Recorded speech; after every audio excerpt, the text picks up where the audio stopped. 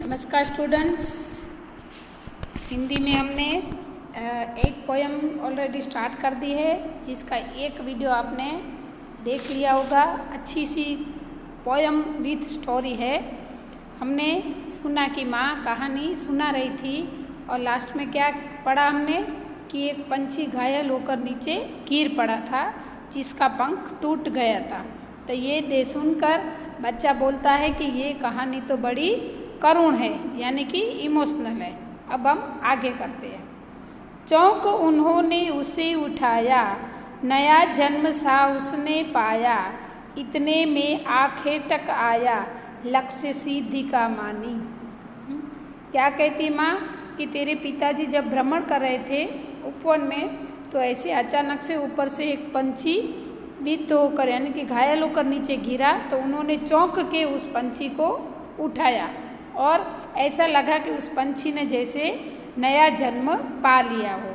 इतने में आंखें टक यानी कि शिकारी आया और लक्ष्य सिद्धि का मानी कि जिसने उसको लक्ष्य किया था, जिसने उसको तीर मारा था, मारने की शिकार किया था। लक्ष्य सिद्धि का मानी कोमल कठिन कहानी। वापस से बेटा पूछता है, लक्ष्य सिद्धि का मानी, ये तो कोमल और कठिन कहानी है। मांगा उसने आहत पक्षी, तेरे तात किंतु थे रक्षी, तब उसने जो था खग बख्शी, हठ करने की ठानी। क्या कहती है माँ कि मांगा उसने आहत पक्षी, आहत यानी कि घायल, वो जो आंखें टकाया अचानक से, और फिर उसने जो इस पंछी का शिकार किया था, तो उसने कहा कि मुझे ये मेरा शिकार वापस दे दो।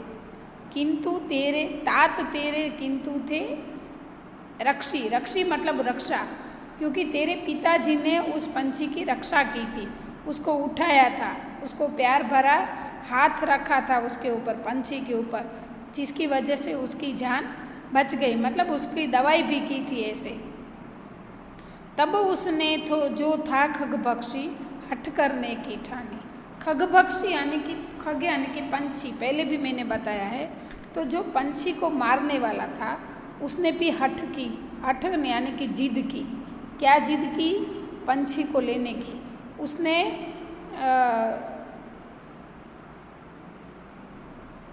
जो बचाने वाला था, सिद्धार्थ था उसका नाम, हाँ, जो गौतम बुद्ध का नाम था ना, बचपन का नाम सिद्धार्थ था गौतम बुद्ध का। तो गौतम बुद्ध ये सिद्धार्थ जब तो जो जिसने पक्षी को घायल किया था वो आता है उनके पास और उनको कहता है कि मुझे ये मेरा शिकार दे दो, लेकिन सिद्धार्थ ने उसकी रक्षा की थी, इसलिए दोनों के बीच में डिस्कशन होती है। उसने कहा कि मुझे मेरा शिकार है, मुझे वापस दे दो, और सिद्धार्थ ने कहा कि नहीं, इसको मैंने बचाया है, अभी ये मेरे पास ही रहेगा। तो खग बख्शी यानी कि उसका शिकार किया था, इसलिए इसको खग बख्शी कहा गया है। तो फिर उसने हठ कर ली, मतलब जिद पकड़ ली कि कैसे भी करके ये शिकार मुझे चाहिए ही चाहिए।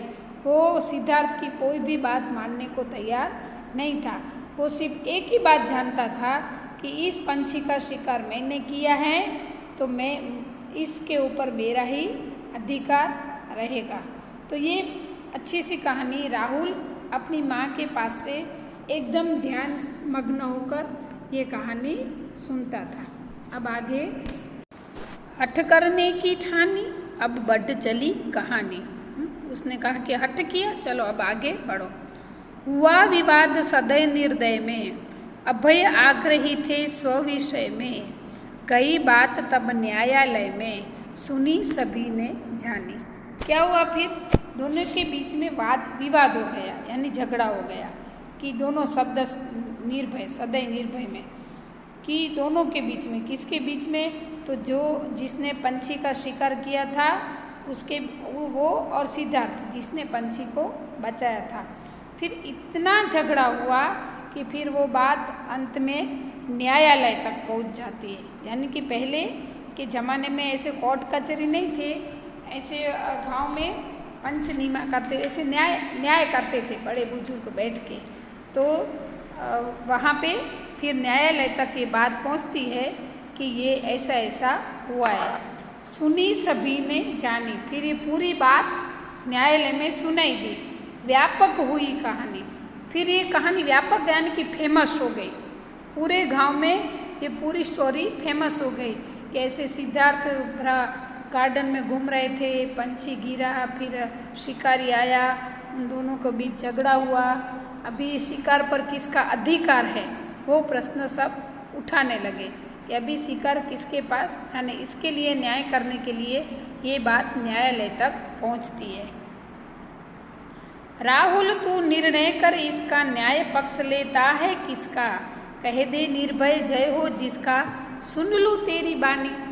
माँ भी अभी जानना चाहती है कि बेटा इतना प्यार से इतना ध्यान से कहानी सुन रहा है, तो माँ ने क्या कहा पता है कि एक काम करो, चलो राहुल तू ही बता कि अभी न्याय किसके पक्ष में होना चाहिए। जिसने शिकार किया है उसके पक्ष में कि जिसने पंछी को बचाया है उसके पक्ष में।